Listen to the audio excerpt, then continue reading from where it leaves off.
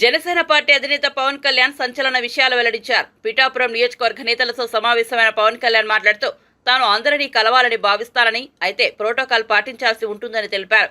ఒక్కోసారి ప్రోటోకాల్ పాటించకపోతే సమస్యలు వస్తాయని అన్నారు.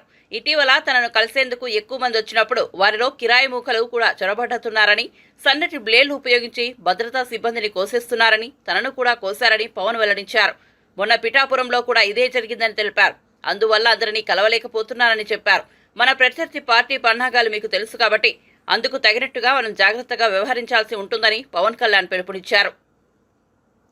నేను కూర్చోబెట్టి ఉదయకి పొద్దునే చెప్దాం అనుకుంటున్నా.